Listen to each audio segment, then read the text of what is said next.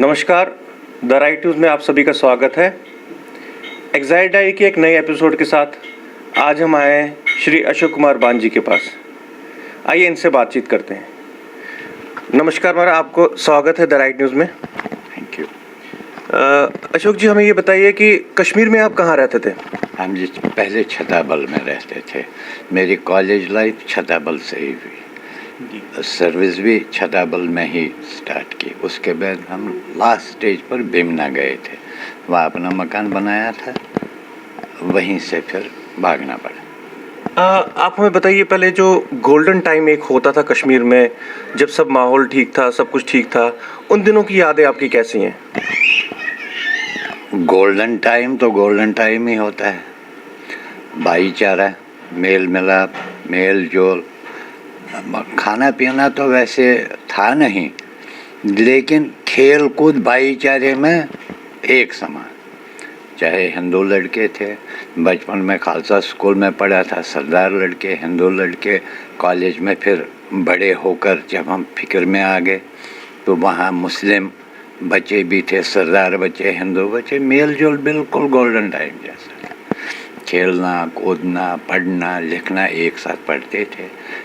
Friends के घर आना जाना भी था, विदाउट एनी क्रीड डिस्क्रिशन। मुस्लिम के घर भी जाते थे, हिंदू के घर भी जाते थे, सरदार भाईचारे में गोल्डन टाइम। जी जी। अब एक अहम सवाल मैं आपसे पूछने जा रहा हूँ कि जो एक 90s का फेज़ था जब आपको वहाँ से पलायन करना पड़ा, उस टाइम पे क्या हालात रहे थे आपके साथ, आपकी फैमिली के साथ कैसे हालात रहे थे? देखिए, उस टाइम हम बिमना में रहते थे, बिमना गवर्नमेंट कॉलोनी में रहते थे, वहाँ मकान अपना बनाया था। माहौल आपस में पड़ोसियों के साथ बिल्कुल ठीक था, भाईचारा था, आना जाना था। वैसे कुछ नहीं था कि जिससे हमें खौफ लगता। फिर आस्ता आस्ता हालात ऐसे हो गए, टिकरलाल टिपलू की शहादत हो गई, नीलकंठ गंजू एक्स सेशन जज उसकी, तब भी हमारे लोकेलिटी में उसका कुछ असर नहीं हुआ। मेनली असर जो इफ़ेक्ट था हमारे भागने का, इट वाज 19 जनवरी 90।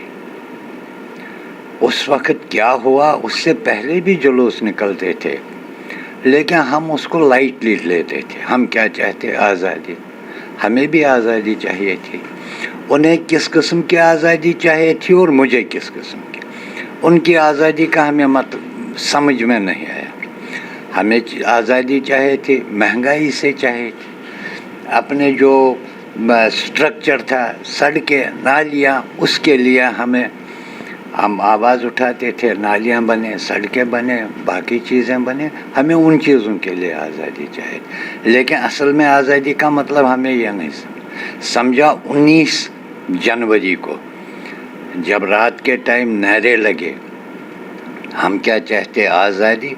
यहाँ क्या चलेगा, निज़ाम मुस्तफ़ा, आज़ादी का मतलब क्या, ला इलाहा इल्लल्लाह। बस ये नारे अब समझ में आया कि हमारे जो भाई जिनके साथ उठना बैठना था, भाईचारा था, उन्हें किस किस्म की आज़ादी चाहिए। It was totally A Muslim propaganda. यहाँ क्या चलेगा, निज़ाम मुस्तफ़ा, बेसिक फंडामेंटल मुस्लिम इस्लामिक। इस आज़ादी का मतलब क्या, ला इलाहा इल्लल्लाह। या तो मुझे कन्वर्ट होना था, या तो उन्हीं से मिलना था, उनके जैसा ही बनना था। It was against, totally against Hinduism, जिसने हमें मजबूर किया भागने के लिए। वही रात 19 जनवरी। तो आप 19 जनवरी की रात को ही वहाँ से भागे थे? ना, मतलब निकल गए थे? ना ना ना ना, 19 जनवरी को हम नहीं भागे। जिस वक्त मस्जिदों में ये आवाज़ें आई, हमारे आसपास के पड़ोसी आए, उन्होंने हमें हौसला दिया, पंडित जी आप घबराओ नहीं, ये हमें मस्जिद में बुला रहे हैं, आप बैठो, अब आपके लिए हम यहाँ खड़े हैं।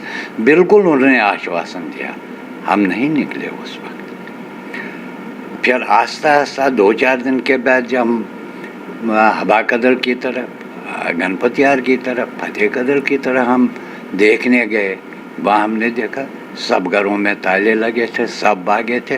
फिर कुछ डर सा लगा, फिर कुछ डर सा लगा। अब शिवरात्रि का पर्व आया, शिवरात्रि वहाँ मनाई, फिर भागने की सोची। अब कोई जो भाग सकता था, जिसके पास गुजारा था। कुछ फैमिलियाँ उस वक़्त वैसी भी थी जिनकी सैलरीज बंद थी, उनको भागने के लिए पैसा भी नहीं था।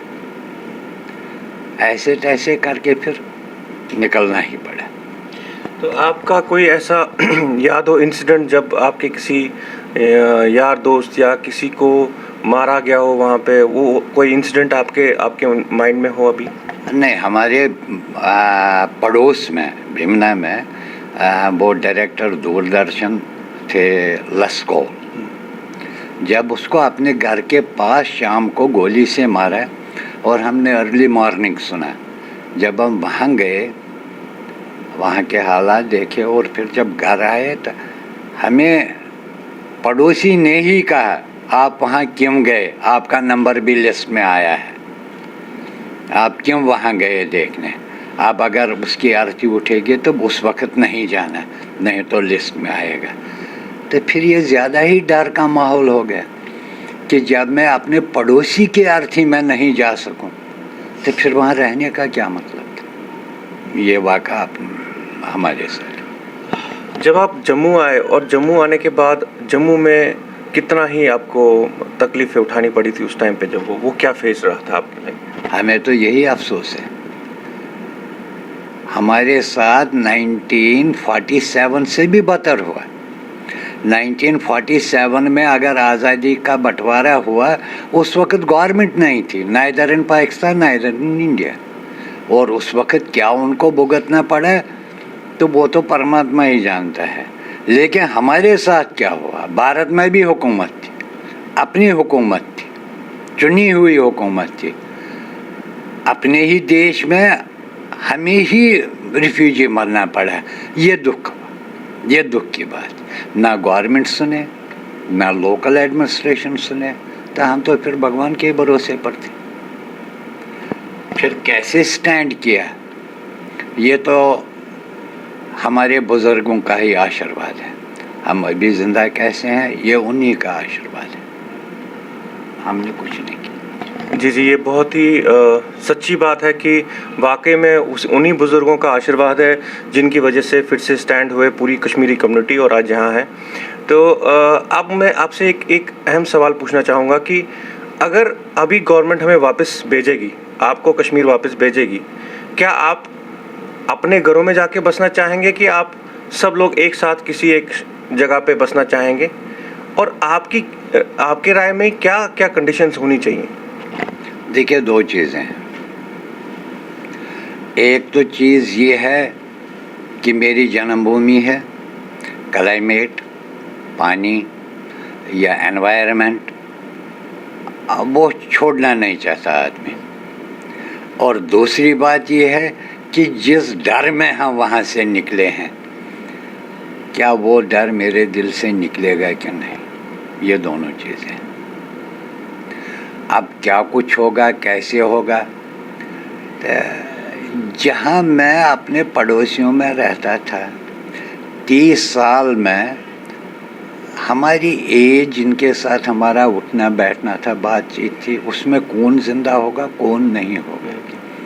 और जो नई पीढ़ी है, क्या वो मुझे एक्सेप्ट करेगी अपने जहाँ मैं रहता था, ये बड़ा सवाल है।